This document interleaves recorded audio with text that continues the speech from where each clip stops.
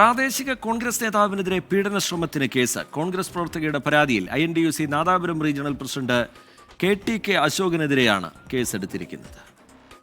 മിഥില ബാലൻ വിവരങ്ങളുമായി കോഴിക്കോട്ട് നിന്ന് ചേരുന്നുണ്ട്. മിഥില, എന്താണ് ഈ കേസിന് ആസ്പദമായ സംഭവം? എന്താണ് ഈ പരാതി? തുടർന്ന് ഇപ്പോൾ പോലീസ് സ്വീകരിച്ചിരിക്കുന്ന നടപടി, വിശദാംശങ്ങൾ എന്താണ് മിഥില? ശ്രീജിത്ത്, തിങ്കളാഴ്ചയാണ് ഈ കേസിന് ആസ്പദമായ സംഭവം നടന്നത്. പരാതിക്കാരി കോൺഗ്രസ് പ്രവർത്തകയാണ്. ഈ പരാതിക്കാരിയുടെ മകന്റെ കേസുമായി ബന്ധപ്പെട്ട് INTUC പ്രാദേശിക നേതാവ് KTK അശോകൻ 6,70,000 രൂപ വാങ്ങിയിട്ടുണ്ടായിരുന്നു. ഈ രൂപ ചോദിച്ച് വീട്ടിൽ വന്നാൽ ഈ രൂപ തരാമെന്ന് പറഞ്ഞത് പ്രകാരമായിരുന്നു ഈ ഒരു പരാതിക്കാരി അശോകന്റെ വീട്ടിലെത്തിയത്. ആ സമയത്താണ് ഈ ഒരു പീഡനശ്രമം ഉണ്ടായത്. താൻ ഓടി രക്ഷപ്പെടുകയായിരുന്നു എന്നാണ് യുവതി അല്പം മുമ്പ് പ്രതികരിച്ചിട്ടുള്ളത്. ഈ വിഷയത്തിൽ നാദാപുരം DYSPക്കാണ് പരാതി നൽകിയത്. നാദാപുരം DYSPക്ക് നൽകിയ പരാതിയുടെ അടിസ്ഥാനത്തിലാണ് കേസെടുത്തിട്ടുള്ളത്. പോലീസുമായി ബന്ധപ്പെട്ടപ്പോൾ പറഞ്ഞ കാര്യം, ഈ കേസുമായി ബന്ധപ്പെട്ടപ്പോൾ കേസെടുത്തിട്ടുണ്ട്, അന്വേഷണം പുരോഗമിക്കുകയാണ് എന്ന മറുപടിയാണ് പോലീസിൽ നിന്ന് ലഭിച്ചത്. യുവതി പറഞ്ഞ മറ്റൊരു കാര്യം എന്നത് കോൺഗ്രസിന്റെ നേതാക്കളോട്, അതായത് മറ്റ് ജില്ലാ നേതാക്കളോട് ഇക്കാര്യം പറഞ്ഞിട്ടുണ്ടായിരുന്നു. പക്ഷേ ഒരു കോൺഗ്രസ് പ്രവർത്തക എന്ന രീതിയിലോ ഒരു വനിത എന്ന രീതിയിലോ തനിക്ക് പരിഗണന ലഭിച്ചില്ല എന്ന ഒരു പരാതിയും യുവതി പങ്കുവെക്കുന്നുണ്ട്.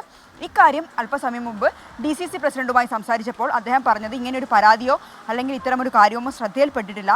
ഇപ്പോൾ പറയുമ്പോൾ മാത്രമാണ് ഇത് അറിയുന്നത്. ഇത് ഗൗരവത്തോടെ എടുക്കുന്നു, ഈ വിഷയം അന്വേഷിക്കും എന്ന ഒരു പ്രതികരണമാണ് DCC പ്രസിഡന്റ് K പ്രവീൺകുമാറിന്റെ ഭാഗത്തും ഉണ്ടായിട്ടുള്ളത്. റീജിത്ത്.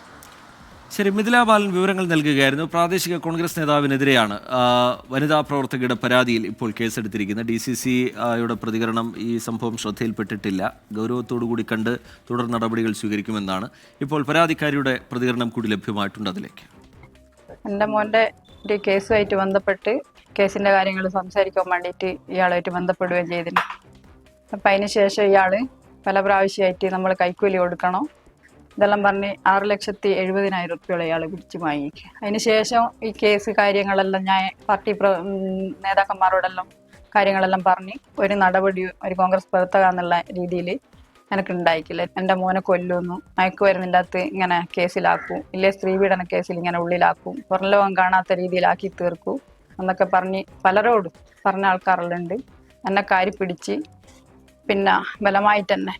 അപ്പോൾ അവിടെ നിന്ന് ഇങ്ങനെ വേറൊരു രക്ഷയില്ലാത്തതുകൊണ്ട് ഞാൻ അവിടെ നിന്ന് ഓടി രക്ഷപ്പെടുക ചെയ്തത്. ഒരു പെൺകുട്ടീനെ പീഡിപ്പിച്ച കേസിൽ 14 ദിവസമായിട്ട് റിമാൻഡ് ചെയ്ത് 8 വയസ്സുള്ള ഒരു കുട്ടീനെ. അപ്പോൾ അതൊന്നും എനിക്ക് ഈ കാര്യങ്ങളൊന്നും അറിഞ്ഞുകൂടിയേ.